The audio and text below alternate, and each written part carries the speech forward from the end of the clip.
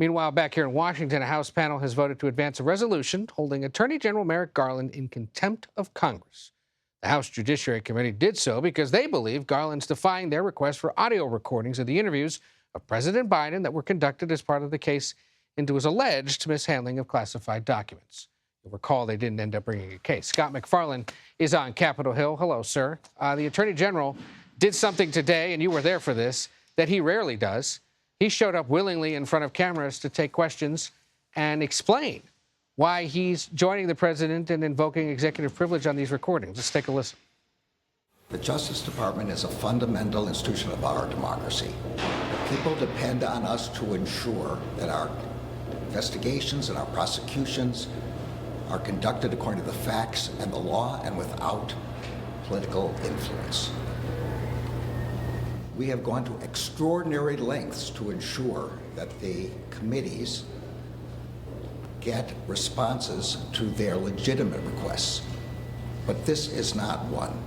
To the contrary, this is one that would harm our ability in the future to successfully pursue sensitive investigations.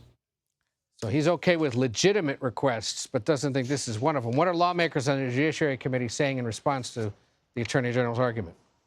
Well, there are Republicans who say the Biden administration, if not the president himself, are scared.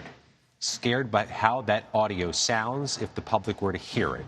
That's the argument they've been going with as they subpoenaed the audio, that there's something you can hear. The pauses, the inflections, the tone of voice that don't get communicated through the written word, the black ink on transcript. But the Department of Justice made an argument emphatically in their memo and through the Attorney General today that they have been voluminous with what they've given these House committees, including the verbatim transcript of the president. In fact, there were Democrats today poised to read the transcript aloud during the congressional hearings to emphasize you have what you need.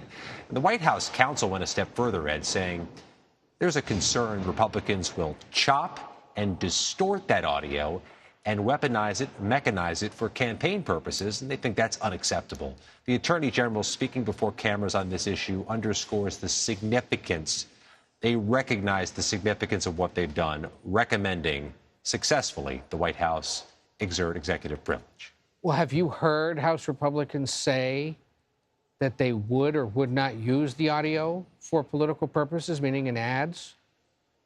I think Republicans are making the argument that the audio is something that's in their purview, that they've subpoenaed it. It's a federal record that Congress has to do oversight of the Department of Justice and the special counsel, and that they are entitled to it. They certainly haven't predicted or forecast or foreshadowed any use for it on the campaign trail. But just take out a magic marker and circle May 16th on your calendar, because year to date, this has been the most peak 2024 day in Congress. The House Oversight Committee, as you know, Ed, was supposed to do the same thing this morning, approve a resolution to find the Attorney General in contempt of Congress, and they pushed it back till late tonight because members of that panel were in New York hanging out at the Trump trial and speaking outside to the microphones at the Trump trial. Just crystallizes so many different things about 2024 in one sequence of events. But the Oversight Committee poised to do the same thing the Judiciary Committee did, which is to approve this resolution, which may or may not, Ed, get to the House floor. I've heard from Democrats who say they don't have the votes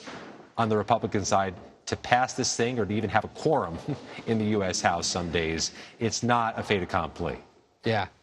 Took till May 16th to get to peak 2024. I would have thought it had happened sooner. So far. Yeah, it'll happen again, undoubtedly.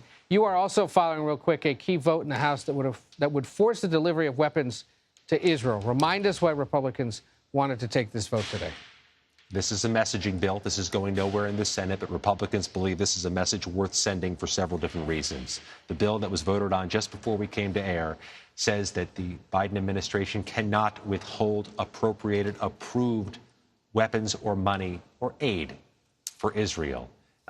This is a messaging bill in several different ways. It's a message they want to send to the Biden administration, to the public at large, but it really jams up some Democrats. It's a tough vote for Democrats in endangered seats who have to find a way to continue to politically thread a needle here among mixed constituencies. And it's the kind of bills on all sorts of topics that we're going to have over and over and over again in the House and to some extent in the Senate throughout the rest of the summer. Scott MacFarlane from the Justice Department to the Capitol, we thank you.